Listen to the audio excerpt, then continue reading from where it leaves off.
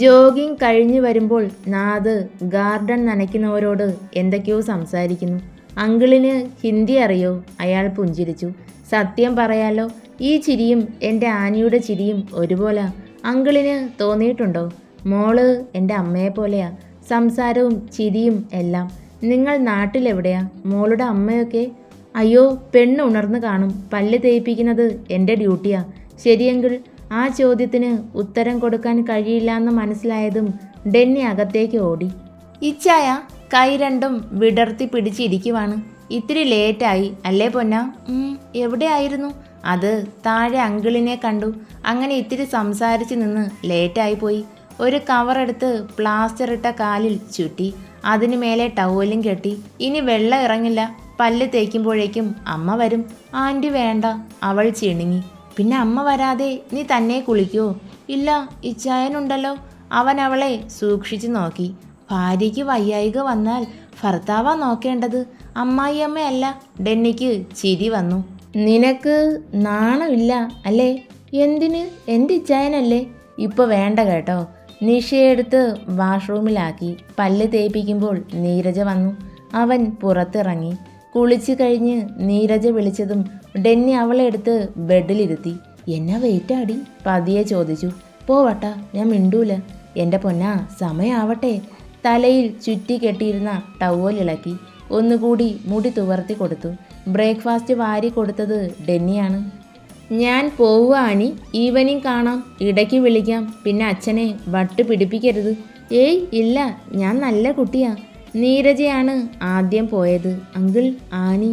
മോൻ പേടിക്കാതെ പോയിക്കോ. ഓരോ രാവും പകലും അങ്ങനെ അങ്ങ് മറഞ്ഞു. ഡെന്നി, നീ ഹോസ്പിറ്റലിലാണോ? കൊച്ചിന് എങ്ങനെ ഉണ്ടടാ? അരുണ ചോദിച്ചു. ആള് ഓക്കെ ആയി വരുവാ. പ്ലാസ്റ്റർ ഇട്ട് കിടക്കുവാണേലും കുറുമ്പിന് കുറവൊന്നുമില്ല. ഞങ്ങളൊന്ന് അങ്ങോട്ട് വരട്ടേടാ. 6 മാസം ആകാറായി. ഇനി ദൂരെ യാത്രകൾ വലിയ പ്രയാസമാകും. ഇപ്പോഴാണേൽ എനിക്ക് പ്രശ്നവുമില്ല. നിഷാനിയെ കാണാൻ ചെക്കന് നല്ല ആഗ്രഹമുണ്ട്. അവൻ ആലോചനയോടെ ഇരുന്നു. നാളെയാണോ വരുന്നത്? നാളെ എന്തായാലും ഇല്ല, പിറ്റേന്ന് കാണാം. പിന്നീട് ഡെന്നി, അങ്കിളിൻ്റെ വിശേഷങ്ങളൊന്നും നീ പറഞ്ഞില്ലല്ലോ. എന്തായടാ? അതൊക്കെ നേരിൽ പറയാരൂ. നമ്മുടെ മക്കൾ എന്തു പറയുന്നു? ഷോ, ഒന്നും പറയണ്ട, കുരുത്തക്കേടാ. ചവിട്ടും തൊഴിയും. അച്ഛനെ പോലെ ആവാനാ സാധ്യത. ഓക്കേടാ, ബൈ. ഞാൻ ഇത്തിരി തിരക്കില്ല. എന്താ, ഇന്ന് നേരത്തെ പോവാണോ? വിശ്വൻ ചോദിച്ചു. പേഷ്യൻസ് ഇല്ലല്ലോ, വീട്ടിലേക്ക് പോവാൻ തോന്നുക. ധൃതിയിൽ പാർക്കിങ്ങിലേക്ക് നടന്നു. ഹരിയെ കാണുമ്പോൾ അങ്കിളിന് സന്തോഷമാവും. പതിയെല്ലാം പറയാം. ഡെന്നി വരുമ്പോൾ നിഷ നല്ല ഉറക്കമാണ്. അനി, എഴുന്നേൽക്ക് പൊന്നാ. ഇല്ല, ഉറക്കം വരുവാ. ഇവിടെ കിടന്നോ, കെട്ടിപ്പിടിച്ചുറങ്ങാം. അങ്കിൾ എവിടെ മോളെ? അത് അച്ഛന് നല്ല തലവേദനയെന്ന് പറഞ്ഞു. കിടക്കുന്നുണ്ടാവും. ഞാനൊന്ന് നോക്കിയിട്ട് വരാം. ഉറങ്ങിക്കോ. അങ്കിൾ, എന്തു പറ്റി? തലവേദനയുണ്ടോ? എന്നാ വാ, ഹോസ്പിറ്റലിൽ പോകാം. അയാൾ ഡെന്നിയെ തന്നെ നോക്കിയിരുന്നു. എന്താ ഇങ്ങനെ നോക്കുന്നേ? നിഷാനിയുടെ നാടെവിടെയാ? ശബ്ദം കുറച്ചാണ് ചോദിച്ചത്. മേരിക്കുട്ടിയെ മോനറിയോ? അവൻ ഞെട്ടിപ്പോയി. നിഷാനി മേരിയുടെ മോളാണോ? മൂത്ത കുട്ടിയാണല്ലേ? എൻ്റെ കുഞ്ഞാണോ? ശ്വാസം പുറത്തേക്ക് എടുക്കാൻ കഴിയാതെ വന്നതും അയാളുടെ കണ്ണുകൾ അടഞ്ഞു പോകുന്നു. അങ്കിൾ, എന്നെക്കുറിച്ച് മോനെല്ലാം അറിയാം. എനിക്കറിയണം. മേരി, അവൾ എൻ്റെ കുഞ്ഞ്. പില്ലോയ്ക്ക് അടിയിൽ നിന്ന് ആനിയുടെ ഫോൺ എടുത്ത് അവൻ്റെ കയ്യിൽ കൊടുത്തു. ഇതിലുള്ള നിങ്ങളുടെ കല്യാണ ഫോട്ടോ മോൾ എന്നെ കാണിച്ചു. എൻ്റെ മേരി. അയാൾ ഉറക്കെ കരയുന്നു. ഡെന്നി ഓടിച്ചെന്ന് ഡോറടച്ച് കുറ്റിയിട്ടു. ഞാനെല്ലാം പറയാം അങ്കിൾ. മേരിക്കുട്ടിയുടെ ജീവിതത്തിലൂടെ ആനിയുടെ വേദനകളും അവളുടെ ഒറ്റപ്പെടലുകളും ഇന്നോളം അനുഭവിച്ചതെല്ലാം പറഞ്ഞ് അവസാനിപ്പിച്ചു. കൊച്ചിന് വാക്ക് കൊടുത്തിട്ടുണ്ട് ഞാൻ. അച്ഛനെ ഉടനെ കണ്ടെത്തി കൊടുക്കാമെന്ന്.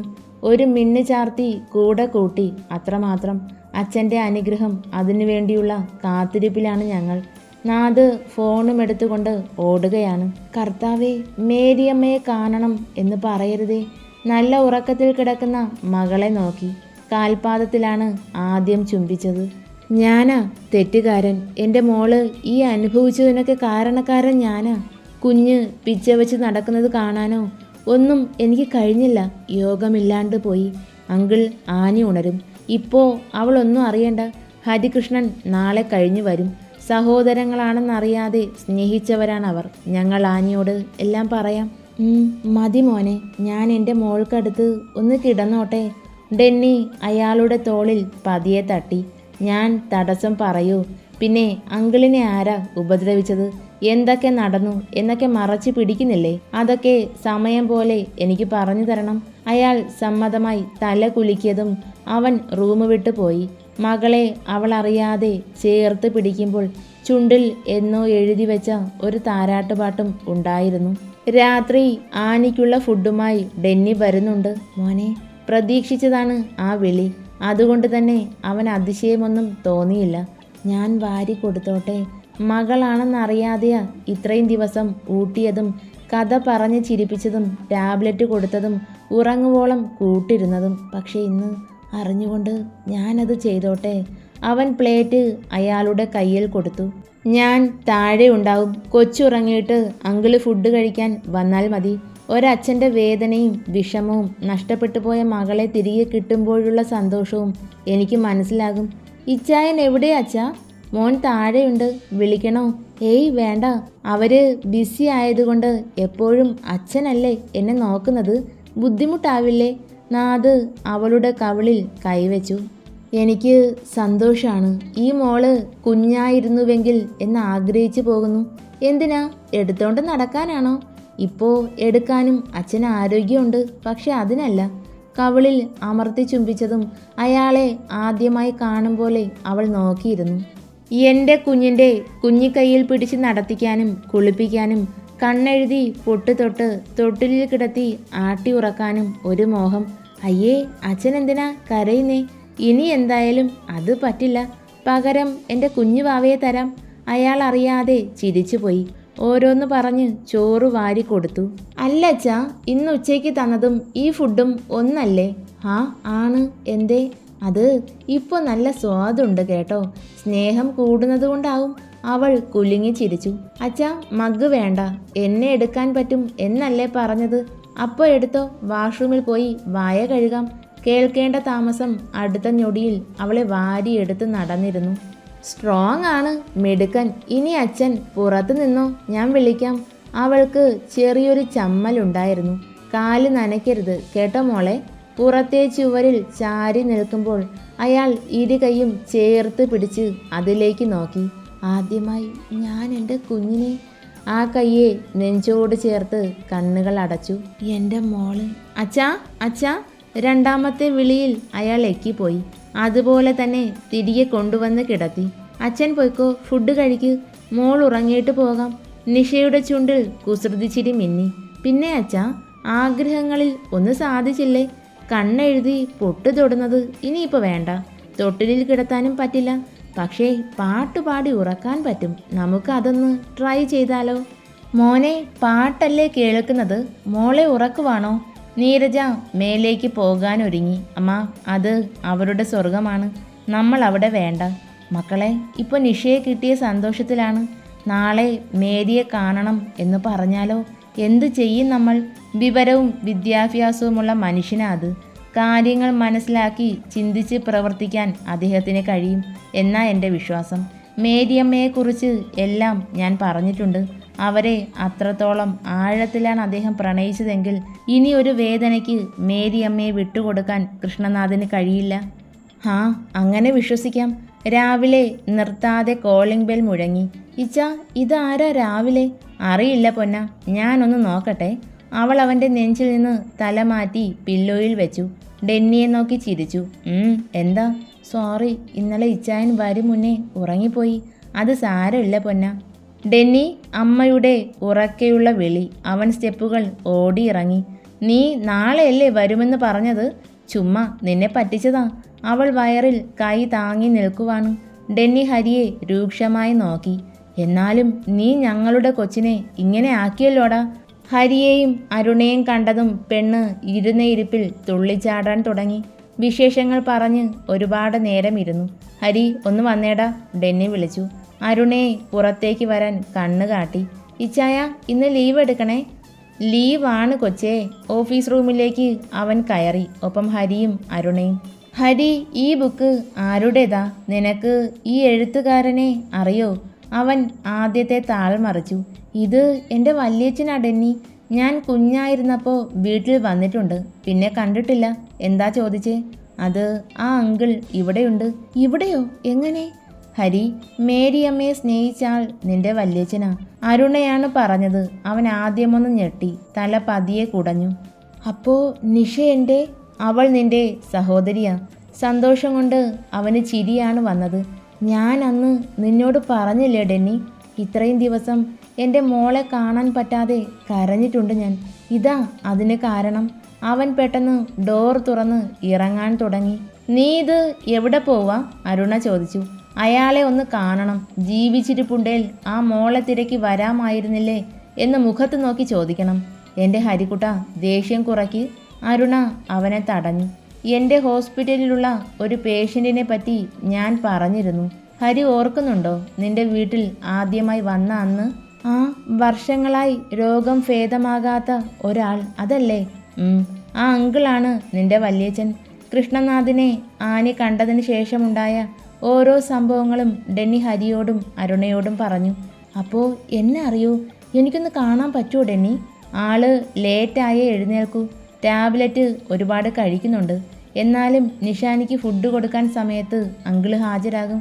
ഡൈനിങ് ടേബിളിൽ പുറംതിരിഞ്ഞിരിക്കുന്ന പുതിയ അതിഥികൾ. നാഥ് നടത്തം നിർത്തി.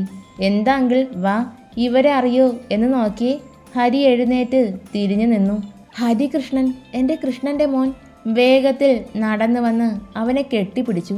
മോന് സുഖമല്ലേ? അപ്പോഴാണ് അരുണയെ അയാൾ ശ്രദ്ധിച്ചത് പോലും. കണ്ണുകൾ ആ വയറിൽ തറച്ചു നിന്നു. ഇതാണോ നിന്റെ IPS കാരി?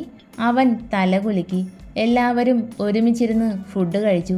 ദേവിക സുഖമായിരിക്കുന്നോ മോനെ? ഈ ചേട്ടനെ മറന്നിട്ടുണ്ടാവും. ഇല്ല വലിയച്ഛ, അമ്മ ഇടയ്ക്ക് പറയാറുണ്ട്. ഹരി, 2 ദിവസം കഴിഞ്ഞല്ലേ പോകൂ. എനിക്ക് ആനിയോട് എല്ലാം പറയണം. ആ സമയത്ത് നീ ഇവിടെ ഉണ്ടാവണം. ഓക്കേടാ. അമ്മയെ നിങ്ങളുടെ തറവാട്ടിൽ കൊണ്ടാക്കിയിട്ടാ ഞങ്ങൾ വന്നത്. ഒറ്റയ്ക്ക് നിർത്തുന്നത് എങ്ങനാ? എന്നാ അമ്മയെ കൂടി കൊണ്ടുവരാമായിരുന്നു. എനിക്കൊന്ന് കാണാൻ നാഥ് പറഞ്ഞു.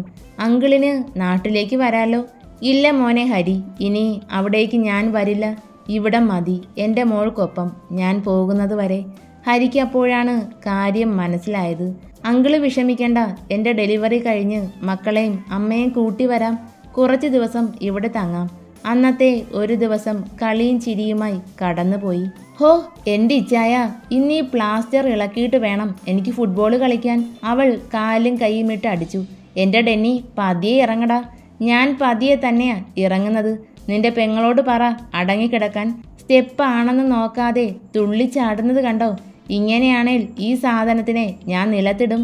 നിഷ അവനെ കൂർപ്പിച്ച് നോക്കി. എനിക്കറിയാം ഇടില്ലാന്ന്. അവൻ്റെ കൈകൾ അവളിൽ മുറുകി.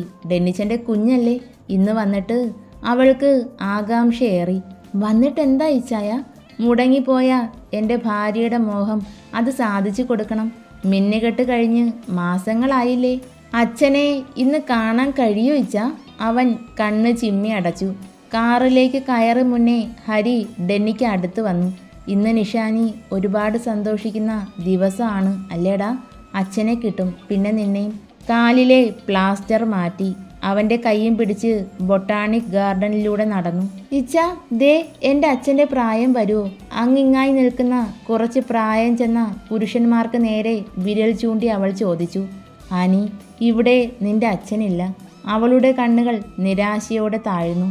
പിന്നെന്തിനാ ഇവിടേക്ക് വന്നേ? അച്ഛൻ നമ്മുടെ വീട്ടിലാ. ഇന്ന് രാവിലെ വരെ നിന്റെ ഒപ്പമുണ്ടായിരുന്നു. ഇച്ചായ, വിശ്വസിക്കാനാവാതെയുള്ള വിളി. കൃഷ്ണനാഥ്, അത് തന്നെയാ നിഷാനിയുടെ സ്വന്തം അച്ഛൻ.